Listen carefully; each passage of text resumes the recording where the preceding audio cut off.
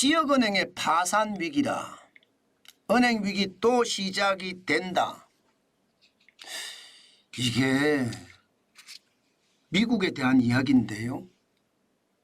상황이 참 심상치 않습니다. 예, 지역은행 중에 말입니다. 뉴욕 커뮤니티 뱅커프라고 있습니다. 여기가 진짜 만만치 않아요. 뉴욕 커뮤니티 뱅커프란 은행, 지역은행이거든요. 연초 대비해봤더니 주가가 65.9% 떨어졌습니다. 65.9%. 이게 지난번 제가 말씀을 드릴 때는 50% 떨어졌었는데요. 결국은 말입니다. 지난 3월 1일에 마감한 주가는 3.5달러입니다. 이게 연초만 하더라도 10.41달러였거든요. 거기에 비하면 65.9%가 빠졌습니다. 6달러, 6.86달러가 빠진 거고요. 폭락이죠. 완전히 폭락입니다. 예, 그나마 2월 7일을 지나면서요. 주가가 조금 반등을 해서 4.9달러까지도 올라갔었거든요.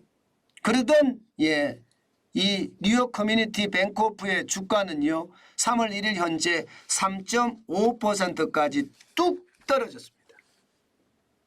이렇게 되면 여러분 괜찮을까요? 이게 지역은행이 줄줄이 망하잖아요. 그러면 중앙은행이나 대형은행으로도 그 피해가 가거든요. 실리콘밸리 은행이 파산을 하면서 지역은행 위기가 한번 왔다 갔는데 지금 다시 말입니다. 또 지역은행의 위기가 오고 있다. 이 말입니다. 그래서 지금 시장에서는요. 이게 뭘까? 이거 또다시 지역은행들이 줄줄이 파산하는 그런 사태가 시작이 될까? 만약에 그렇게 된다면 이번에는 막기가 쉽지 않을 텐데 하는 시장의 어떤 위기감까지 커지는 것도 사실입니다. 그런데 시장은요. 지독하게 훑어보더니 아니야. 안 그럴 수도 있겠어. 이런 생각은 합니다. 왜냐하면 말입니다. 뉴욕 커뮤니티 뱅커프의 실적 현황을 보면 2022년 4분기가 1억 7,200만 달러의 흑자를 냈거든요. 그런데 2023년 4분기가 당초에 발표할 때는요. 2억 5,200만 달러의 손실이 났을 거다. 이렇게 예상을 했습니다. 그런데 실질적으로 말입니다. 정확하게 계산을 해봤더니 이게 단위가 하나 빠졌습니다. 단위가 빠졌는데 27억 달러입니다. 27억 달러. 다시 말해서 최소 17년 전에 발생한 거래 가치하고 관련해서요. 24억 달러의 손실이 새로 발생을 했다. 이렇게 나옵니다. 새로 발생을. 그래서 27억 달러의 손실이 났다는 겁니다. 이것이 말입니다. 시장에 영향을 굉장히 많이 미쳐서 또 한 번에 뉴욕 커뮤니티 뱅커프는 폭락하고 말았거든요. 또 한 번에.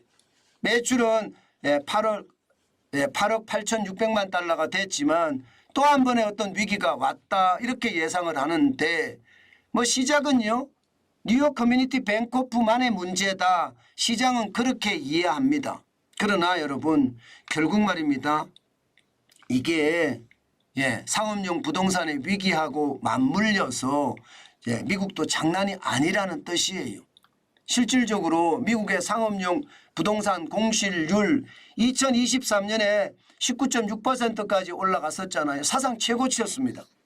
그런데 무디스 애널리틱스는요. 이게 올해 2024년에는 더 올라간다는 거예요. 19.6%가 아니라 19.8%까지 올라간다는 겁니다. 그렇게까지 예측을 합니다. 그렇게 되면 여러분 미국의 상업용 부동산 당연히 위기가 오겠죠. 이 공실률이 많이 늘어난다는 것은 결국 5채 중에 말입니다. 한 채가 비어있다는 이야기가 되는 거잖아요. 그러니까 이게 부동산을 관리하는 회사, 일반적으로 자산관리회사라고 하죠. 괜찮을까요? 은행에서 분명히 돈 빌렸을 겁니다. 그래서 빌딩을 사서 빌딩을 운영하면서 임대료 받아서 이자도 갚고 원금도 갚고 그랬을 거예요. 그런데 지금 공실이 생기면 갚을 방법이 없잖아요. 이제는 그 한계에 도달했다 이런 얘기가 나옵니다. 게다가 말입니다. 대기업들이 재택근무를 더 활성화시키면서 사무실 근무를 굉장히 많이 줄였어요. 특히 미국의 테크 기업들, 기술 기업들은요. 사무실 근무보다는 재택근무를 더 선호한다고 합니다. 효과도 더 좋고요. 그렇게 되니까 말입니다. 사무실이 남아 돌면서 공실률이 커지고요. 그만큼 말입니다. 부동산 관리 회사 혹은 부동산 실제 건설 회사 이런 데는 자금난을 겪을 수밖에 없다는 겁니다. 그 자금난은 곧바로 말입니다. 이금융권에 영향을 미치고요. 이금융권에 영향을 미치면 지역은행들이 지금 그만큼 어려워진다는 겁니다. 2024년 4분기 기준입니다. 상업용 부동산 대출 잔액이 3조 6천억 원이라고 했습니다. 그런데 이 중에 소규모 은행 비중이 60% 수준이에요. 2조 1,600억 원 수준입니다. 2,900조 수준입니다. 물론 이게 2023년에 들어서면서는 좀 줄어들었다고도 이야기합니다. 좀 줄어들었다. 2조 달러 아래로 떨어졌다고 이야기도 해요. 그렇지만 여전히 많은 숫자잖아요. 여전히. 지금 상업용 부동산이 지금 미국도 그렇고요. 유럽도 그렇고요. 중국도 그렇고요. 가장 화두예요. 이거 터지면 인정사정 없다. 이렇게 생각하는 게 지금 시장의 분위기예요. 그 정도로 말입니다. 그 정도로 상업용 부동산은 위기를 맞고 있다. 아마 우리 시장은 좀 특별합니다. 전 세계에서 말입니다. 우리는 상업용 부동산의 공실률이 그렇게 많지가 않아요. 굉장히 적어요. 물론 여러분 저는 지식산업센터를 포함을 시키면 상황이 달라질 거라고 생각을 하거든요. 지식산업센터는 포함을 안 시켰기 때문에 상업용 부동산이 우리는 공실률이 굉장히 낮다 이렇게 이야기를 하지만 사실 말입니다. 지식산업센터나 상가까지 가버리면 우리도 상업용 부동산 심상치 않거든요. 여러분 자산가들이 말입니다. 자산가들이 돈 많은 사람들이 여러분 어디다 투자할까요? 요즘 돈 많은 사람들은요. 절대로 수익성 부동산 안 본다고 합니다. 수익형 부동산이라는 게 여러분 이게 꼬마 빌딩 혹은 가게들이거든요. 가게들 상가들이거든요. 이거 안 본다고 해요. 요즘 오로지 말입니다. 아파트라고 합니다. 아파트. 이런 것을 감안을 해봤을 때는요. 부자들이 결국은 상업용을 외면하면서 상업용의 상황은 점점 꼬여갈 겁니다. 그도 그럴 것이 최저임금이나 혹은 원자재 가격 상승 때문에 소비가 줄어요. 소비를 하고 싶어도 돈이 없어 소비를 못하는 실정이거든요.